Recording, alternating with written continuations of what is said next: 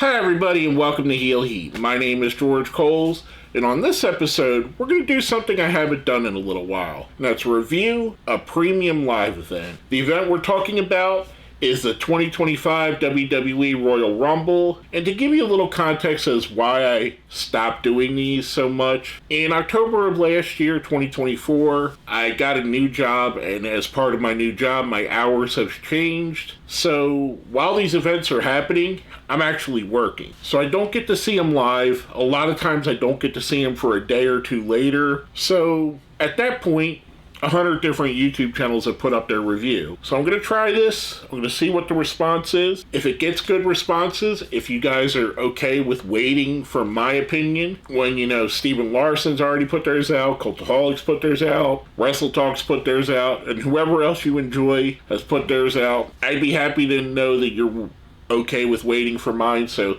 let me know in the comments if you're okay with me doing these a day, maybe 2 days later at times. But anyway, I digress. If this is the first time you've watched one of my videos, first off, thank you for clicking on it. I appreciate that. Secondly, I grade everything here on a 1 to 5 scale, 1 being the worst, 5 being the best. Let's jump right in. We're going to talk about the first match of the night, the Women's Royal Rumble match. And I'm not going to break this down elimination by elimination, entrant by entrant. We're going to talk about the surprise entrants, who I think the MVP of the match was, and the ultimate winner. So going by the surprises, first we had at number 3, Roxanne Perez. And this is kind of a soft surprise because I fully expected her to be here. I expect her to be a part of the WWE roster within the year of 2025, and I would say probably the latest I could see her jumping to the main roster is the Raw after Mania. I think she's going to be in there anytime now. But yeah, so that's our first surprise. Our second surprise also comes from NXT at number 9, Lash Legend. She's another one where I see her being called up by the end of 2025 for sure. I'm hoping at some point my dream would be to see her and Jade Cargill against each other. I just think the two are so similar, and I think that they could pull off an amazing power woman or big woman match, whatever you want to call it. I think it would be great. Next surprise comes in at number 16, another NXT talent, Jada Parker. I'm a little bit surprised kind of on the timing on this because Jada Parker just recently had some Twitter confrontations where fans were not very happy with stuff that she did. I digress. I think Jada Parker's amazing. I think she's an absolutely stunningly beautiful woman. I think she's supremely talented. I think out of the NXT women, other than Roxanne Perez, she's probably the best talker of the bunch. But yeah, she's just amazing, so I was happy to see her here. Next up at number 19, I don't know if we could kind of call this a surprise anymore because it was already leaked before the Royal Rumble and Nick Khan confirmed it. Jordynne Grace. We've already confirmed she was signed here, so is this really a surprise? I'm going to say kind of, maybe. I do love the fact of her being in here, and she had one of the big moves of the night when she lifted Piper Niven. She looked great as always. I think she's going to fit in very well. I'm so happy she's there. I'm kind of sad for TNA because she's been one of the big bright stars of TNA over the last few years, but happy to see her be able to elevate her career. Now, our next surprise, number 21, Alexa Bliss. There was a lot of scuttlebutt about her and some contract issues, and maybe they ironed it out. Maybe that was all just a smokescreen, so we wouldn't think she would be here. I did enjoy it, and I did enjoy the fact that she's in her Fiend-inspired gear. She looked great. She looked like she hasn't missed a step. Glad to see her back. Next surprise, number 24, Stephanie Vacour. And I'm probably pronouncing her name wrong. I always pronounce her name wrong, and then I try to overcorrect it, which causes me to pronounce it wrong in a different way. She looked great here. Again, she's another one. I could see her being called up by the end of the year. The only reason I wouldn't see that happening is maybe they want her to work on her English a little more, or maybe they just don't want to create a vacuum where they take away all of the great women's talent out of NXT. But I could see it happening. I could see her getting called up right away. 3. Next up, our next surprise at number 25, one of our legends in the match, Trish Stratus. Trish looked great. Her last run I thought was really good. If she's going to go on another short run, maybe to make a Mania match, I'd be happy to see it. There's so many wrestlers that she hasn't interacted with that I think could be fun. I just love anytime Trish is in there, it's always good. Our next surprise at number 28, another NXT star, our 5th one of the night, Julia. And while Julia is ultra talented and could be called up at any moment, and I would not be shocked, I feel like out of the 5 women that were in this match, she's going to be the last one to be called up because she's going to kind of be the flag bearer for that division while they rebuild it after sending some of these women to the main roster. I think she's amazing. I'm glad I got to see her here. Our last surprise at number 30, a lot of people thought this could have been Becky Lynch. A lot of people thought maybe AJ Lee. Neither one of those appeared. But we did get another rumored surprise, Nikki Bella. It'll be interesting to see if Brie joins her at some point, with Brie's husband being so involved in AEW. I like this. I thought Nikki looked great. She's a stunningly beautiful woman. She doesn't look like she's lost much in the ring. The push-up thing was a little weird, but, you know, we're talking apples and oranges. We're picking hairs here. I thought she looked great. It was a great appearance. Now let's talk about our MVP, or my MVP of the match. And this could have went to a couple different people. It could have went to Jordynne Grace, could have went to Nia Jax, who I thought had a good rumble. But for me, I'm giving it to Roxanne Perez. For the time she was in there, and she may have been the Iron Woman, I haven't looked at the numbers or times or anything. For the time she was in there, for what she did, for what she accomplished, being there all the way to the end, I thought it looked great. I thought she added so much to her stock, and for me, she's the MVP of the match. Now we're going to go to our winner. No surprise here. Charlotte Flair picked up the win. I'm going to give this a 4. I did enjoy all the surprises. There's not one of the women that I was like, okay, I don't care about. And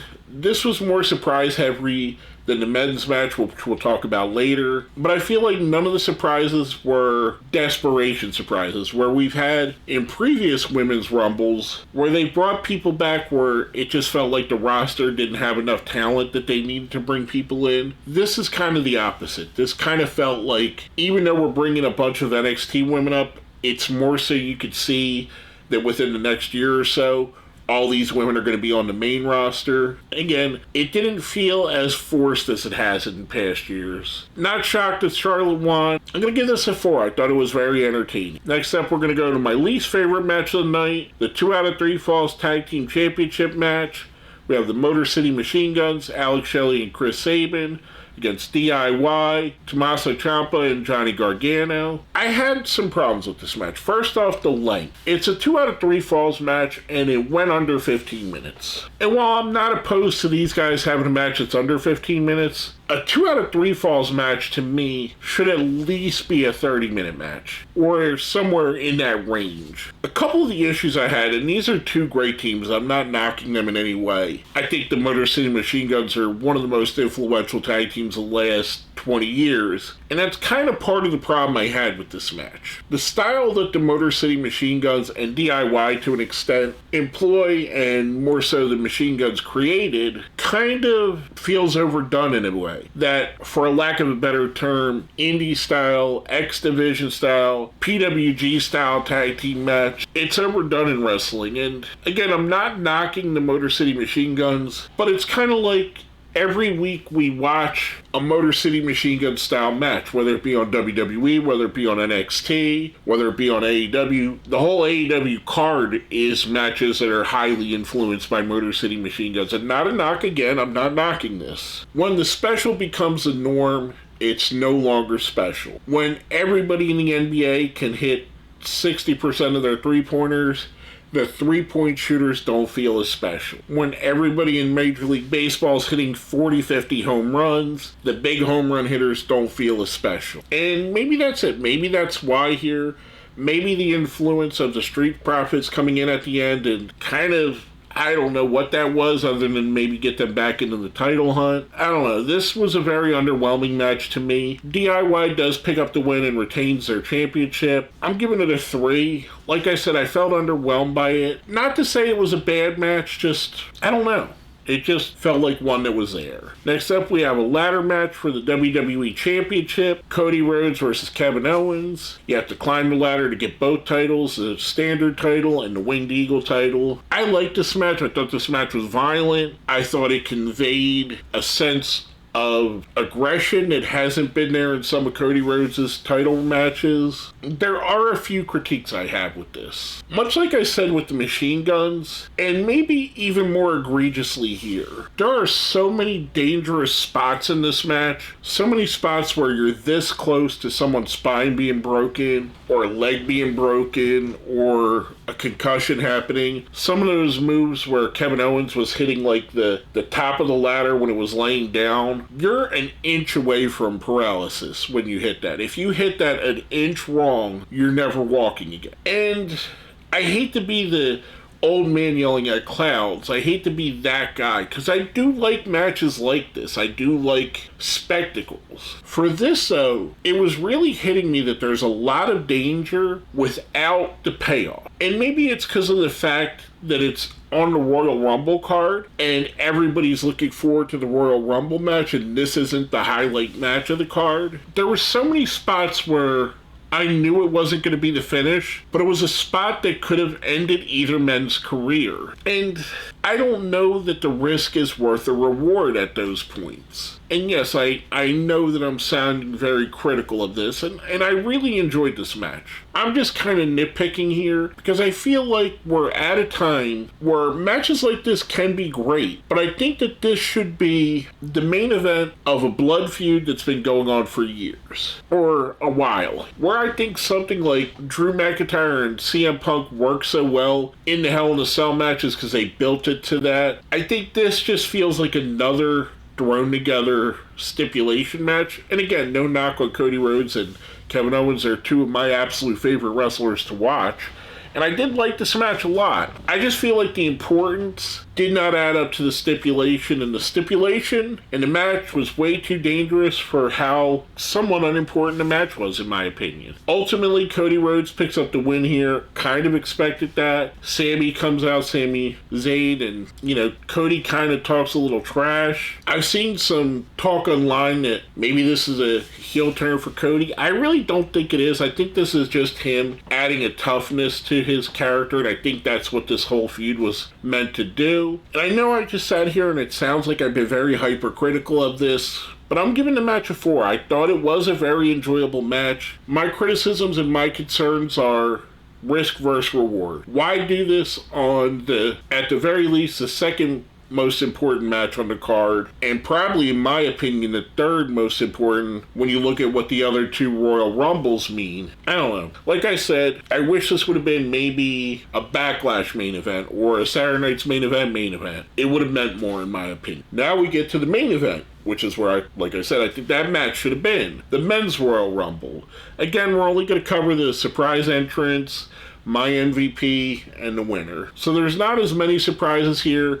My favorite surprise happens at number 8 when Tozawa is coming in and Carmelo Hayes is kind of passing him, going back after being eliminated, and Carmelo attacks Tozawa. We see Tozawa get taken to the back, and in Gorilla we have Triple H and IShowSpeed, who's been live streaming the whole time from backstage, and Triple H basically looks at him and goes, "Speed, you're in the match. Get in there. Get in the match." I love this. I love how they set it up. I love the fact that it's IShowSpeed. If you're not familiar with him, he is a massive, massive YouTuber. And from what I've seen, I'm not going to say I've watched every piece of content he's ever put out. I actually barely watched any of it. But everything I've seen of him is very wholesome, very sports related, very much something I would say is palatable for kids to watch. And you don't feel like they're watching garbage, basically. I loved it. I loved his moments in the match, him and Braun Breaker. Braun just annihilated him. But he was my favorite surprise of the whole night. I think it was really fun. Our next surprise at number 15,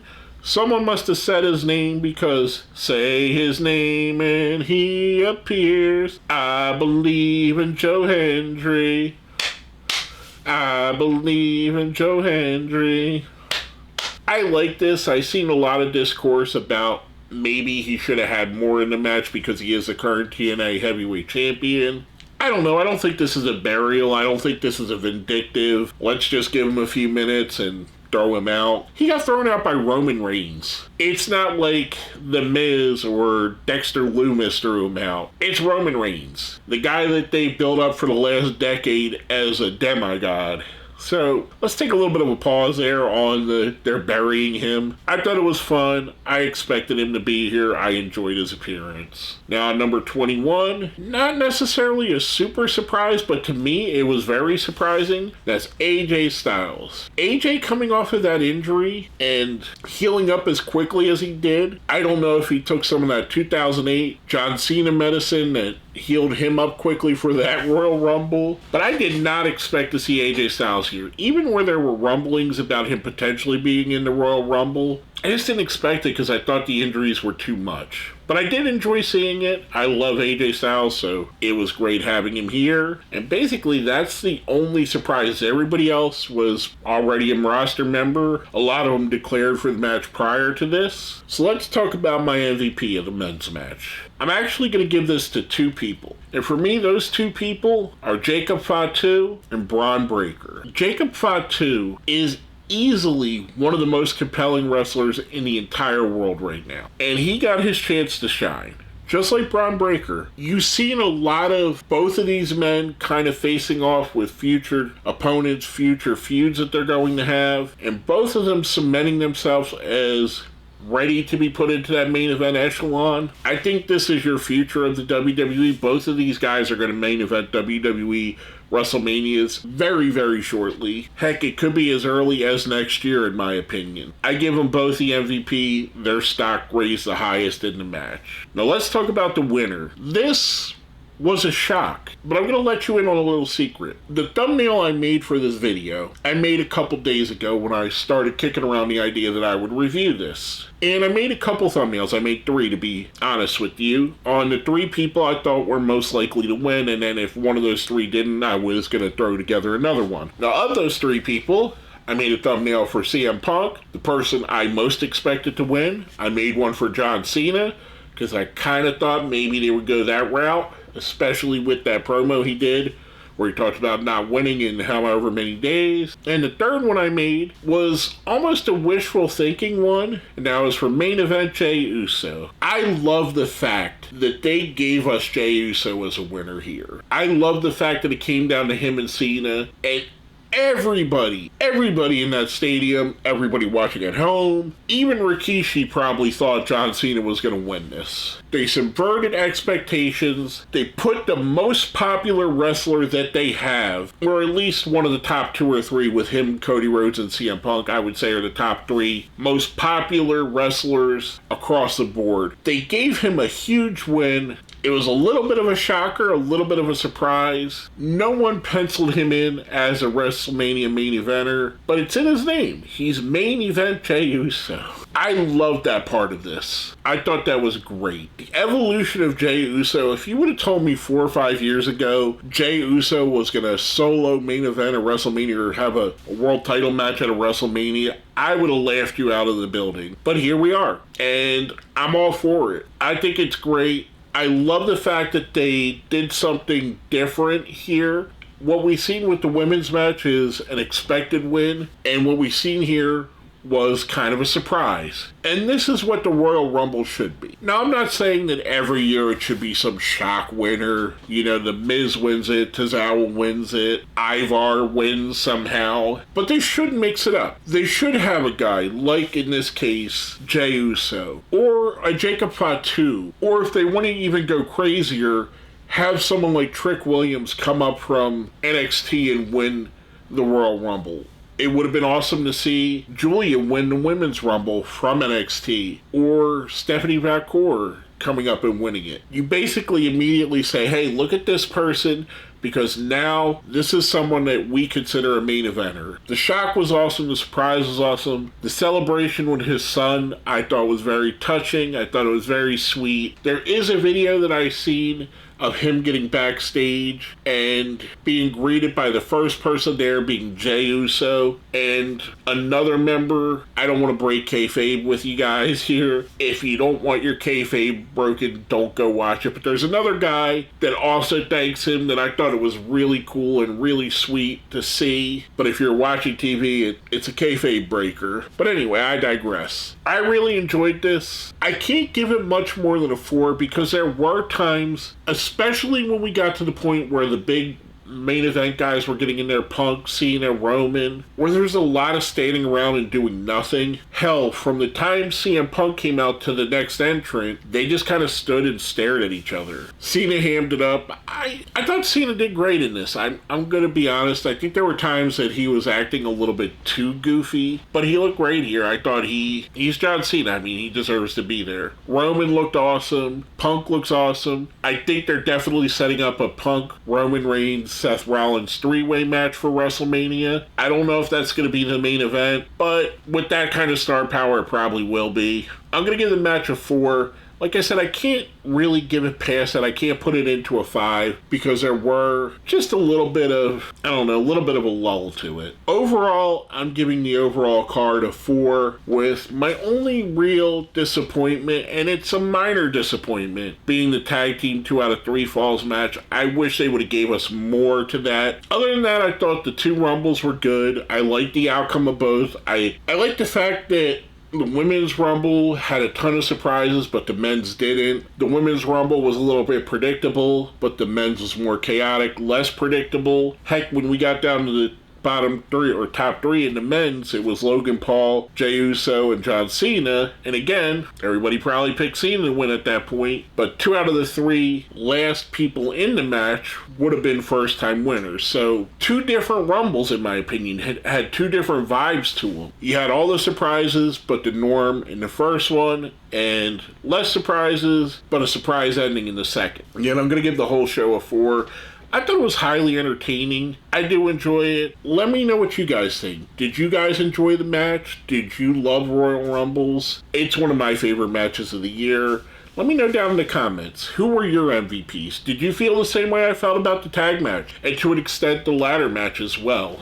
Who was your favorite surprise? Let me know down here in the comments. While you're there, smash the like button, share, subscribe, all that fun stuff. It really does help feed the algorithm, which helps us YouTubers. I wish I had iShow Speed on here so he could tell you that for me. There's also a couple things I do want to talk about as well. You can join, become a member. That definitely helps me out. There's also, if you go to my actual YouTube page, there's going to be a tab that says Shop. If you click on that, there's going to be some collections. If you click on the collections, you can buy some products. If you buy some of those products, I get a kickback. Basically, I get a commission. So if you're looking for something like a Penta shirt, I have a wrestling collection. You can find that in. If you're going to buy it anyway, why not help me out and let me get a little bit of the kickback? It takes you right to the place you would have normally bought it from anyway, in most cases. I also got other things that I think are cool, like I have a music one with some, albums and music products that I think would be cool, that if you dig that, you may want to click that and help me out. There's a video game one with different video games and video game products I like, that if you think they're cool, again, you can click and I get a kickback. There's also one for my favorite football team, American football, if you're outside of America, the Philadelphia Eagles, or again, you can buy some products of theirs and I get a kickback from it. But anyway, if you're looking to help me out, if you're looking to support the channel, I think that's honestly the best way, because you get a product you probably would have bought anyway, and I get a little bit of a commission from it, which helps me buy new supplies, helps me grow this channel. I have a lot of things I want to do with the channel, and a lot of it, I'm going to be 100% blunt with you about, I just don't have the money to do. There's a lot of improvements I want to make. There's a lot of ideas that I have. If I ever get to the point where I can make this my full-time job, there's pretty much going to be a video coming out every day, and I have crazy ideas for all these videos. I have ideas to bring other people in, but I'm going to need, money, because I don't want to ask somebody to do stuff for free. I digress. I'm rambling on. Just saying, click on that if you want to help out. It definitely does help me. And if you don't want to spend anything, click the like, share, subscribe, all that fun stuff. That all helps me too. With all that being said, my name is George Coles. And again, one last thing, sorry. Let me know, do you want to see me still do these reviews even though they may be a day or two after? Let me know down in the comments if you're still wanting to watch this, if you still like these because of my opinions. Anyway, I digress. My name is George Coles, and you've been watching Heel Heat.